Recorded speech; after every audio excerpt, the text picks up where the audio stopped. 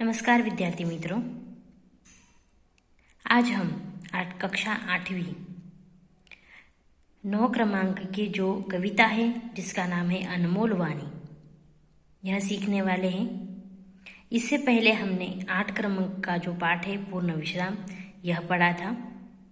अब हम देखने वाले हैं अनमोल वाणी, जिसे लिखा है संत कबीर और भक्त सूरदास। संत कबीर ये बहुत बड़े कबीर थे। संत कबीर के दोहे बहुत ही ज़्यादा प्रसिद्ध है। दोहा 4 चरणों का दोहा होता है। देखिए यहाँ पे दिया गया है ये, लेकिन उसे दो दो चरणों में क्या किया गया है, एक तरह से डिवाइड किया गया है। दिख रहे हैं, तो ये 4 चरणों का एक दोहा होता है। दोहा को रास भी कहा जाता है। उस जमाने में संत कबीर जी के दोहे बहुत ही ज़्यादा प्रसिद्ध थे और हिंदी व्याकरण में अव्वल क्रमांक के जो दोहे थे वो संत कबीर जी के ही दोहे थे। संत कबीर के दोहों में से हमें हर बार कुछ अलग ही सीख मिलती है। संत कबीर, और अभी देखेंगे यहाँ पे दिया है संत कबीर जी के दोहे और भक्त सूरदास जी के पद। भक्त सूरदास जी के क्या है, पद है, और संत कबीर जी की क्या है, ये दोहे हैं। तो सबसे पहले हम इन दो जो हमारे कवि हैं इनके बारे में कुछ जानकारी हासिल करते हैं, यानी उनका परिचय हम देखते हैं। तो सबसे पहले है संत कबीर जी, हम उनका परिचय जानेंगे। उनका जन्म लगभग 1398 उत्तर प्रदेश। लगभग का यानी मतलब क्या है, देखिए यहाँ पे उन्हें फिक्स डेट पता नहीं है, ना फिक्स साल पता है, क्योंकि तब के ज़माने में हमारी तरह के तंत्रज्ञान नहीं थे। ये संत कबीर जी 1398 के हैं। देखिए 1398 के हैं। उत्तर प्रदेश में लगभग उनका, यानी यहाँ पे पूरी तरह से उन्हें पता नहीं, लगभग यानी उसके आसपास। उसके बाद यहाँ पे मृत्यु दिया गया है संत कबीर जी का, कब हुआ है, लगभग 1518 उत्तर प्रदेश में उनकी, मतलब ये भी उनको जो तारीख है ये फिक्स नहीं है। अब उनका परिचय हम देखते हैं। भक्तिकालीन निर्गुण काव्यधारा के संत कवि कबीर मानवता एवं समता के प्रबल समर्थक थे। भक्तिकालीन, देखिए भक्तिकालीन यानी क्या, हिंदी व्याकरण का जब विकास चरण चल रहा था उसे भक्तिकालीन कहा है। निर्गुण यानी, निर्गुण का मतलब क्या है यहाँ पे, मतलब किसी भी गुणों से वंचित, मतलब हाँ। उसके बाद काव्यधारा के संत कवि कबीर मानवता एवं समता के वह प्रबल समर्थक थे। देखिए प्रबल का मतलब क्या है, बलवान।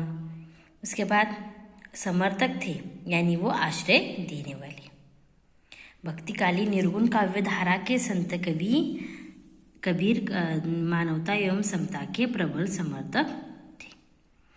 उनकी प्रमुख कृतियाँ साखी, सबद, रामायणी, इन तीनों का संग्रह बीजक नामक ग्रंथ में किया गया है। इनकी जो कृतियाँ है साखी, सबद, उसके बाद रामायणी, इनका संग्रह बीजक नामक ग्रंथ में किया है। अब हम देखेंगे भक्त सूरदास। इनका भी जन्म लगभग